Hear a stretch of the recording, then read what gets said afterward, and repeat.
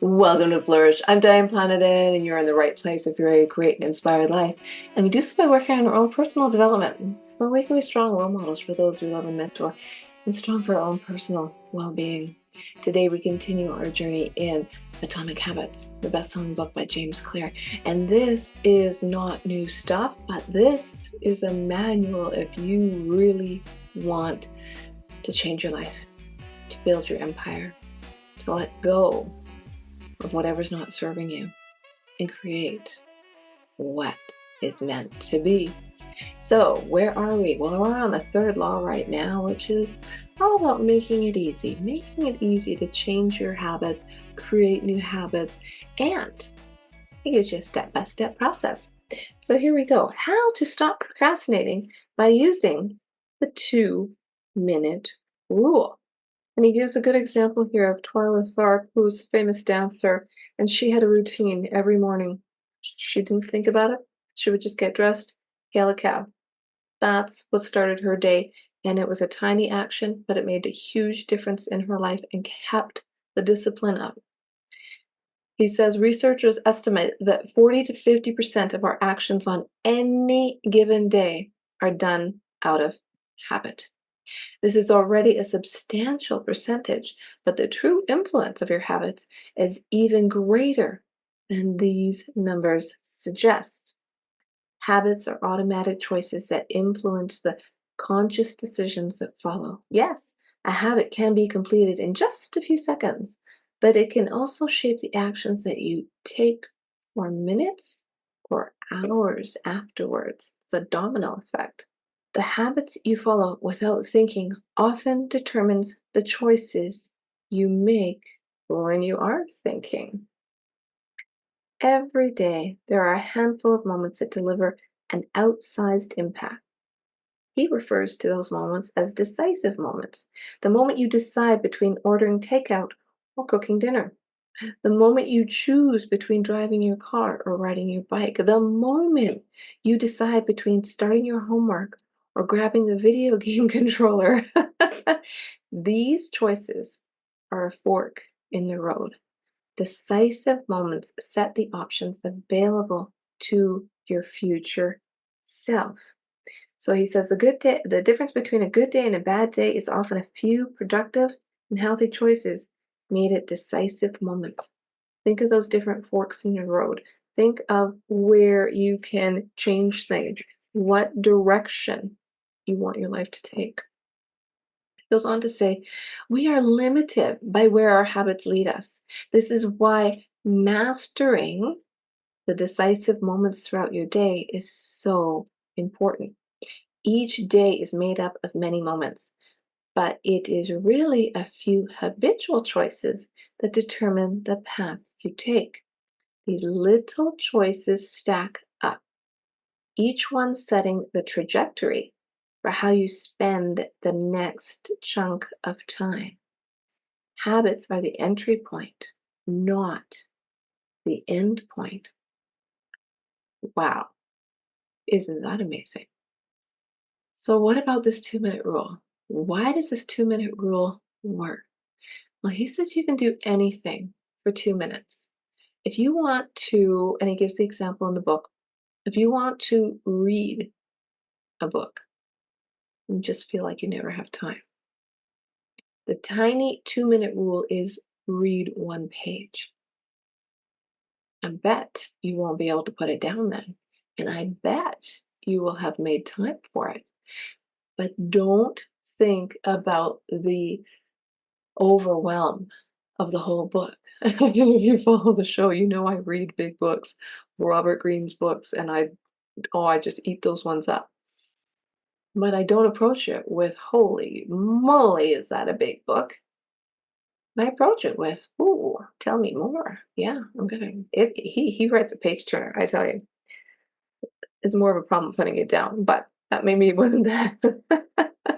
Maybe it wasn't the best example. And he says, you can usually figure out the gateway habits that will lead your desired outcome by mapping out your goals on a scale from very easy to very hard. For instance, running a marathon is very hard. Running 5K is hard. Walking 10,000 steps is moderately difficult. Walking 10 minutes is easy, and putting on your running shoes is very easy. So if your goal is to run a marathon, you got to do the 2-minute baby step. Put on your shoes, see what happens. Take a walk around the block. Then you'll want more. Just like a bad habit, you want more of that vice. A good habit, don't think of it as bad and good. You're going to want more. You're going to want to read more. You're going to want to write more. You're going to want to naturally. But you have to start with that 2-minute. Tiny, tiny change. A little tiny change. He says people often think it's weird to get hyped about reading one page or meditating for 1 minute or making one sales call. But the point is not to do one thing. The point is to master the habit of showing up. The point is to master the habit of showing up. If you hear one thing today, that is it. That is gold.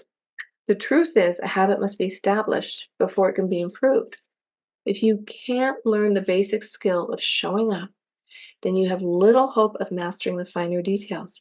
Instead of trying to engineer a perfect habit from the start, do the easy thing on a more consistent basis.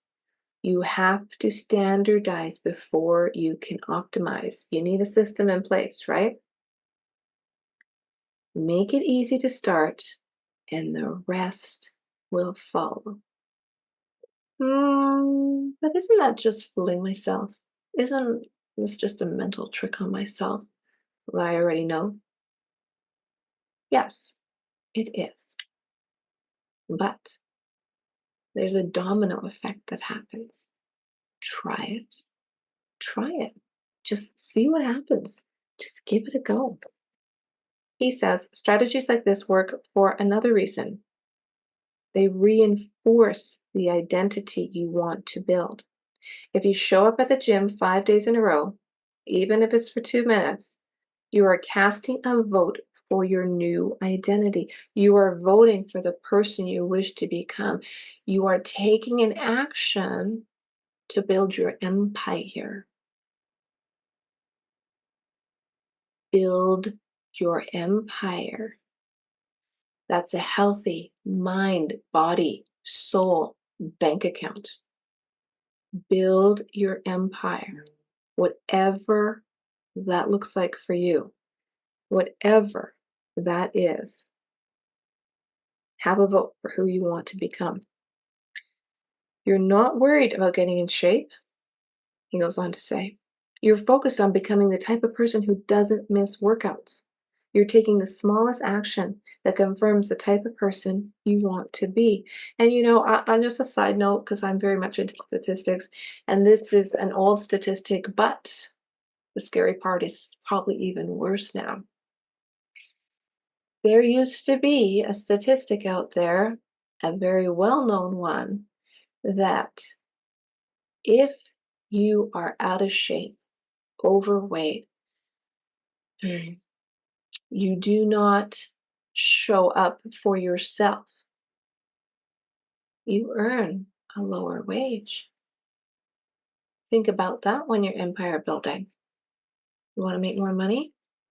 Gotta show up for yourself, show up for your family, show up and put your best foot forward. Humans are very visual people.